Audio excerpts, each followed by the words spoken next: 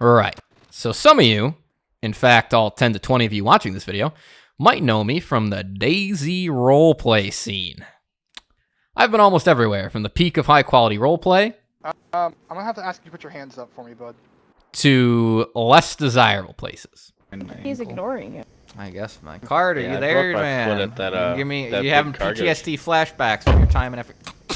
Sorry, I spaced out. What? A majority of my time, though, has been spent here, on the fine Swedish-run community known as DayZRP.com. Now, the point of this video is to convey my thoughts on this community and other DayZ roleplay communities floating around, both dead and popular, and to tell you what I think they're doing wrong and how the idea of roleplay in this game has fallen from grace pretty goddamn hard. Trying to think over how to break down this video, I wanted to make it like a proper fancy video essay, even if it's going over less than mainstream, some would say cringy, topic. So the categories we'll go over are roleplay quality in PvP, groups, and staff fuck-ups. Alright, let's do this. Okay, put your fucking hands up. F*** it right now. Put your goddamn hands up. Alright, so this category, I think at least, is definitely the most divisive among the three. Because what people want out of a roleplay server and what they consider good roleplay varies wildly depending on who you talk to. Today, in communities like DayZRP and Descent, you have people that take the quality of RP, in my opinion, way too seriously.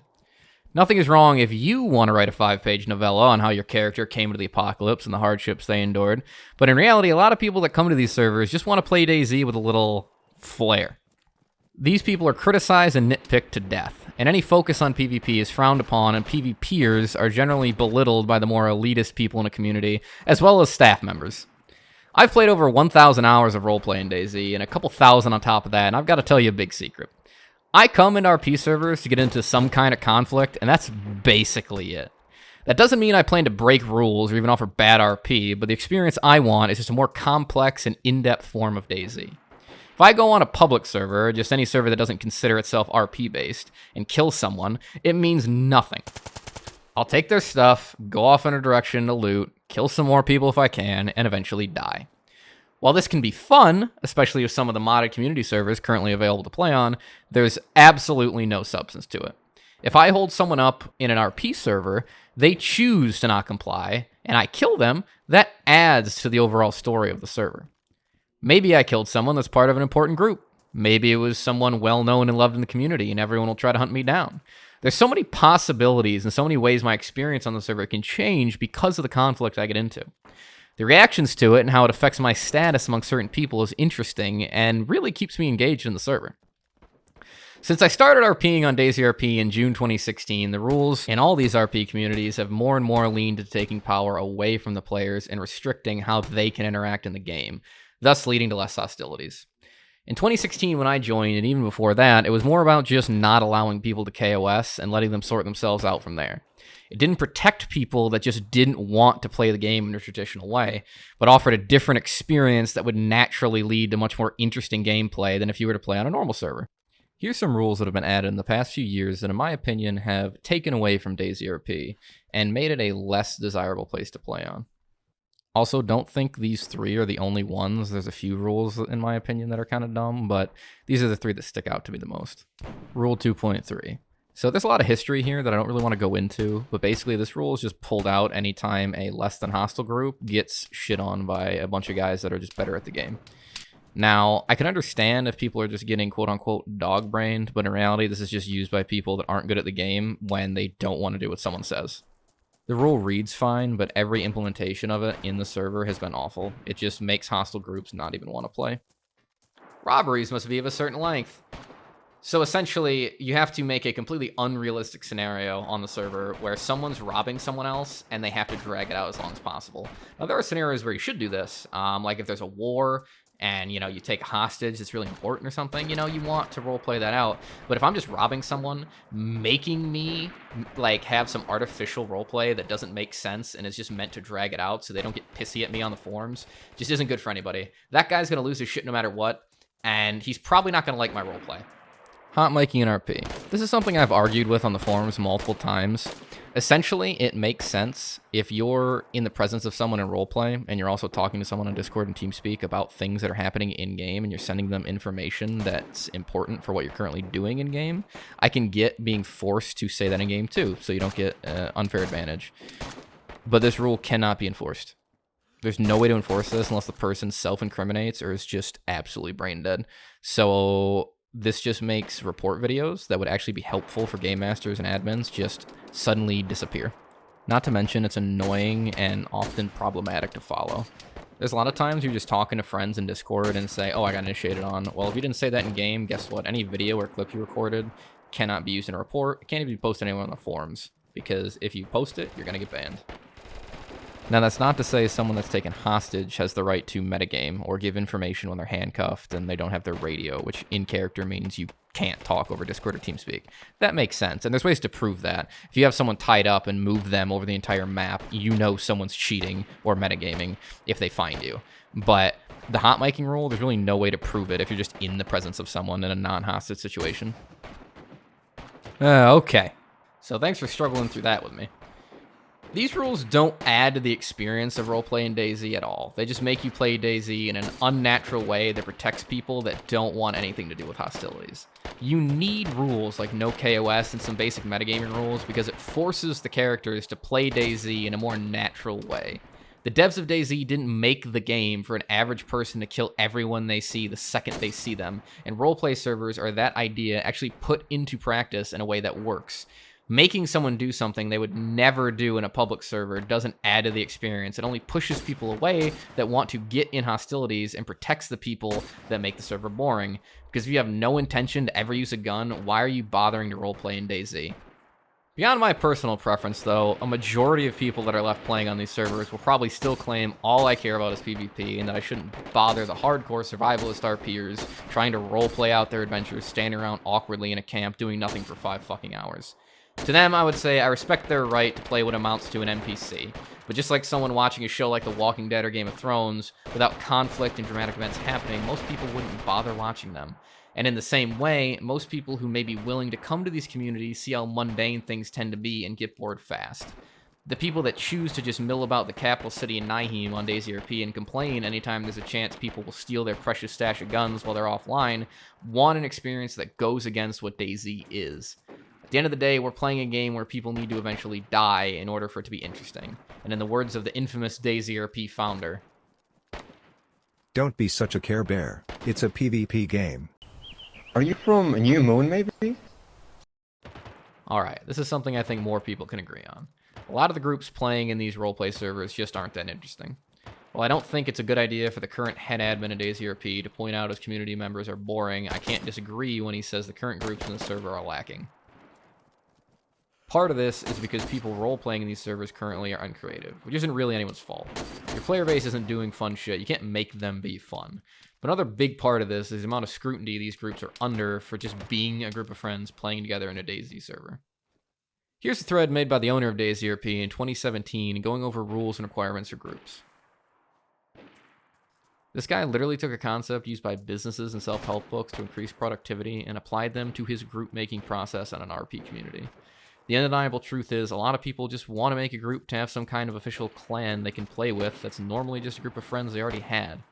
Sure, some recruit and add members, and that's a great way to make friends if you come into a community alone, but making people put this much effort just to be approved so they can share kill rates between each other, something which they should be able to do already, is absolutely ridiculous. If a group gets into too many hostilities, whether they break rules or not, they're absolutely demolished by an army of crybabies on the forums, bitching and moaning about every little thing they did. Or even worse, these people don't even have the balls to cry on a thread and go right to staff, leading to these groups at the very least getting stern talking to, whether they did something wrong or not. People that made interesting groups in the past that were considered bandits are necessary for the server to remain interesting. When you play DayZ, you need some kind of fear. In normal servers, it's the fear of getting shot at any moment. But in RP servers, it's the fear that a large group is going to roll up and rob you for all your shit. While some people have attempted to be the bad guys in recent years, it's primarily shot down by the community at large and even staff, causing people in these groups to stop bothering or even getting permabanned. More generally accepted groups tend to be the ones that hold people up for unique and wild reasons, like they're crazy cannibals or they want to recruit them into their army. But a group of shitters running around robbing people is probably the most realistic group you'd see in an actual apocalypse. Not everyone wants to put on a Joker accent for 4 hours just so they can steal your beans. And expecting more out of your average player beyond initiating some shit talk is nice in concept, but in reality, that's not what a lot of people want to do. On another note, the most interesting times I've had on DayZRP were when large groups were fighting each other. The constant conflict led to, without a doubt, the most engaging situations I've been in on DayZRP, such as this huge summit with the majority of the active groups getting demolished by some crazy religious guys.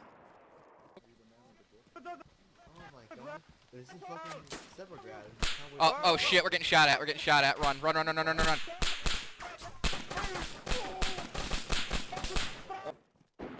While it's not impossible for something like this to happen today, I don't think there's been this many unique groups made in the past 2 years, let alone playing at once. Like I said before, a big reason for this is people just being uncreative. However, I can't help but think people just can't be bothered with all the bullshit they have to put up with when they just want to play a game with their friends. Listen, you son of a bitch. What the fuck's your problem? You want to sit here and say that I'm a goddamn fucking Russian? You get in my face with that, I'll beat your goddamn ass, you son of a bitch. Alright, time for the real shit. Well, I tried to add some stuff from other RP communities like Descent. This section's gonna be pretty much just devoted to DayZRP. The past few months have been the saddest in the community's history, at least in the 5 or more years I've been there, and my god, it is not getting better. While the problems I highlighted before definitely still apply, the staff just willingly choosing to fuck up at every turn is the easiest thing to point to as to why DayZRP is declining. Just to give some context, Roland, aka Rolly, the owner of DayZRP, basically got bullied by his staff team to take a step back from the decision-making process a few months ago. And while this seems like a good thing on the surface, it hasn't appeared to change shit. When he was still large and in charge, he released Nihim, a map made by DayZRP developer Kirko, I don't know. And while the map has a decent setting of northern Norway and some cool concepts, it was not ready to be released. It's been updated since, but at release it was basically one city, and that was it. The entire player base basically stood around in it and did nothing, and as a cherry on top, they pushed the lore ahead 50 years. Again, good in concept, as it could allow for some Fallout-style RP, but in reality, people aren't going to roleplay like that, and anyone that's played on an RP server for more than 2 days would realize that. You could call me an active member of the DayZRP forums, even though I don't really play anymore due to it being in such a shitty state. The population is plummeting, and trying to give meaningful suggestions like a mass unbanning or a simple map change just get shot down by the quote-unquote active player base, who refuse to accept anything that would bring about any actual change. They did do an amnesty for a second time, which would mean banned players could pay a fee to be allowed back into the community. But you tell me, if you were banned from Roleplay community, would you give them $25 to come back to a server with an average population below 20 people? And if you dare try to get the map changed to anything but their precious Nihim, you get shit like this.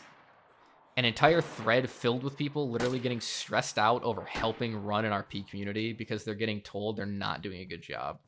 Being a mod in a community definitely isn't a charitable thing by any means, and it's completely up to their discretion to do. I don't feel bad for them. But I mean, it's 2021. If a group of people don't like what someone's saying, they can just pull out the bully card and it's all over. The last, and without a doubt, most unacceptable thing I'll talk about is the level of monetization put into DayZRP over the past few years. So today, there is a full item shop on the server that you pay real-world money to unlock in-game cosmetic pieces. You either have to pay for all these things individually, or donate 500 euros for the titanium rank. When I was really lost in the sauce, I bought the diamond rank since it gave you priority queue and the server was full a large portion of the day. Despite it being 200 euros though, all I got was priority queue and nothing from the item shop. Only radio broadcasts you can post once a day that the whole server sees, and a bunch of form customization shit that doesn't matter. Not only do they have the ranks, but if you were previously banned like me and want to unlock status updates like it's fucking Facebook, don't worry. You can spend 20 fucking euros on a dying roleplay community just to be able to post a status that a portion of the community will be able to see on the website. Despite the fact I already paid 25 euros to get unbanned in the first place. You cannot make this shit up, and it's an absolute disgrace. These guys are the EA of shitty roleplay servers. But I mean, I guess it's a good thing that that's it.